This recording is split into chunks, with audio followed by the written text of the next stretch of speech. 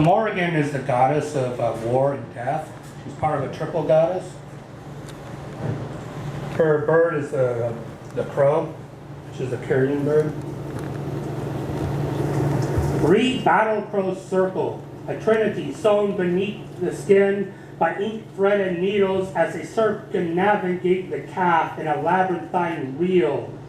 They expand their wings, wait, whether it be for a bullet to be tattooed into the brain or a jig dancing with the trees, feet bouncing on windy floors as the breeze gusts float between autumn gold leaves. Or white hair, night sweat pasted to the forehead. A gasp alone stops the heart, stills the blood. The piper squeezes the Morrigan song from the depths of his highland pipes as the battle crows sit on the branches. Obsidian feathers swing to the floor, and they open their ebony beaks. Their avian voices join the tune. Their last lullaby tells the warrior it's okay to unclench his palms from the sword, shove its blade deep into the earth, and sing his fading eyes closed.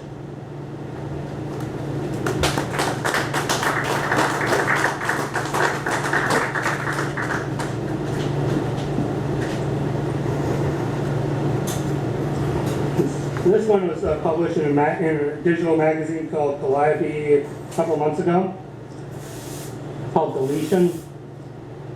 We sat across from each other as we drank our Irish whiskey, handed the glass back and forth while we talked in the dim light of the overflowed pub. You stretched your arm across a wooden table as I sipped from the glass my pint of Indian Pale Ale, and I grasped your fingers, lifted your hand, and felt that static shock when my mouth tattooed a lips-shaped beer stain on the back of your skin. Or we snapped photographs of sunflower gardens as we laughed together, and I loved. And I just want to delete you from my computer. Like some self-flagellating emotional masochist. I can't.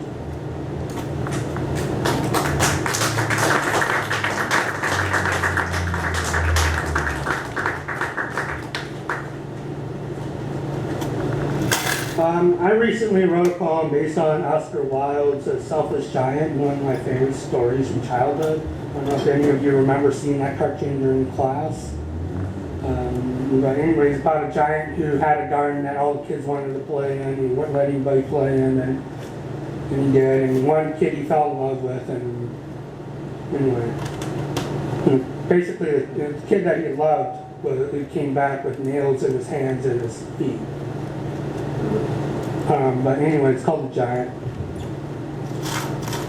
The child wound the white fell blossom on the trees and ran above the summer. He believed the selfish morning stars wrestled in the good garden as the wind flowers hailed the children of paradise.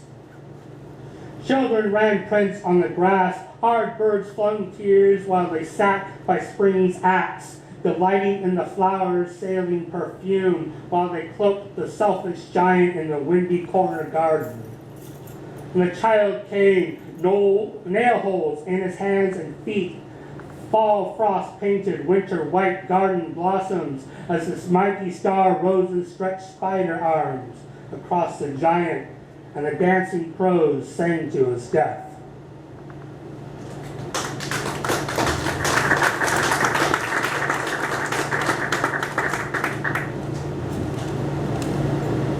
This one's called Supermoon. It was published in an Irish magazine called Northwest Words. The moon danced a summer reel with Perseus beneath the ballroom starlights as his meteorite shoes sparked across the night sky floor. Her full white face, crater-lit smile, sang to the tune of the August pipers as they fingered tree-limbed chanters, squeezed green leaf bellows. Together, they swung close to the earth as she whispered her heart to his ears and felt his lips with hers, and I knew she found another. And together, they would sleep with the sun rise, and together, they would wake with the sunset.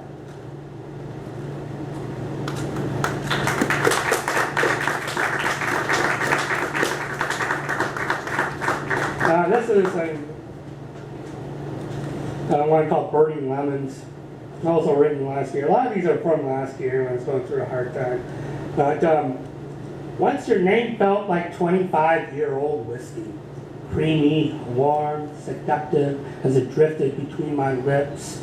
Or we just glanced at each other and know what the other was thinking, smile, share a private joke. But now we are less than strangers with frozen eyes touching skin. Strangers at least nod, shake hands, read each other, but we're mute. Now your name leaves a bitter residue on the edge of my tongue as I sit on this fucking bar stool slamming shots of Cuervo and tasting lemon wedges. But when life gives you lemons, saturate the trees with gasoline and light the whole goddamn orchard afire.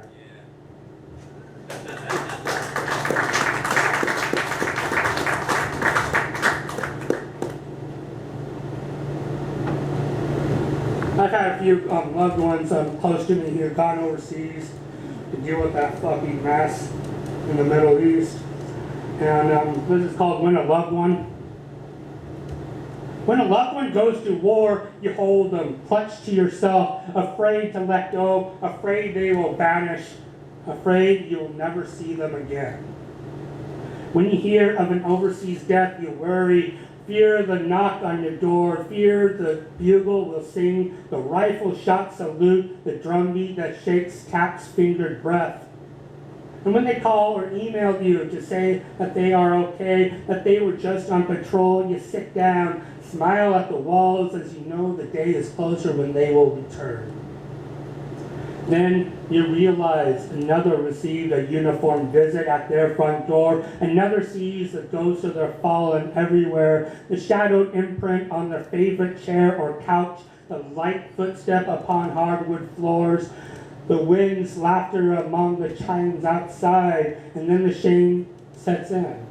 The clenched gut, the screamed spinal cord, frozen down the length of your back, the unspoken words balled up between two cupped hands, placed on the back of your shoulders to mimic Atlas's weary burden.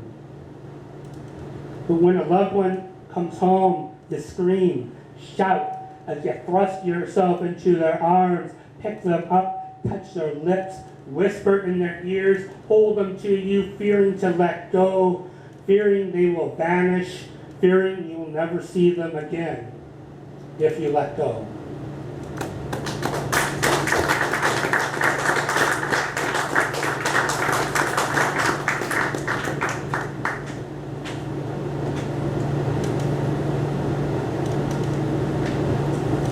Pick up the pieces. It lays in scattered pieces on the floor. Bits of torn muscle, splattered clots of blood cut out from the chest cavity. Unsung teardrops filled the space the heart used to be. Bend down, pick up the pieces, stuff them in a clear Ziploc freezer bag, wash them with whiskey, clean the blood, the pain, the same old shit. Sew the pieces back together like some Frankenstein jigsaw puzzle with canvas needles and copper wire, jagged zigzags across the surface, and place it back beneath the ribs. Each white hair is a fragmented scar, self-inflicted by a razor's kiss upon the heart pump's fragile skin. It's not pretty. But then, I never really was.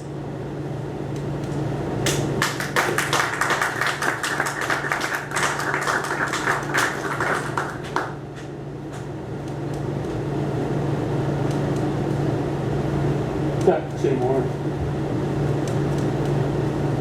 I used to work on deal boats a long time ago. One time we went down the coast, and there was a ship that ran aground over down in Coos Bay called the New Carissa. And we went down there, we were supposed to follow it out, bow section out while they scuttled it.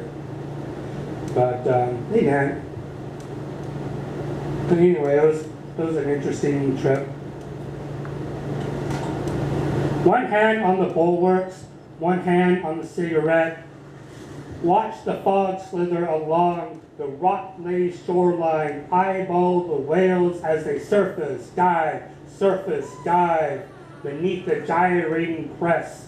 One hand on the bulwarks, one hand on the cigarette. Feel greasy clothes brush against clean skin with each roll of the vessel. Shift the legs, lifting the arms or turning the head. You can't wash your clothes, they say. You have to conserve fresh water. It's only 4 fucking days, they say.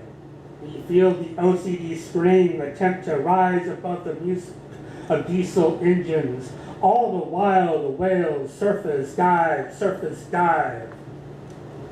You got one hand on the bulwarks, one hand on the cigarette. Listen to the diesels vibrate through the gray-painted steel, porthole smeared with the sea salt, bulkhead studded with grease fingerprints. And the whales, they just surface and dive and surface and dive.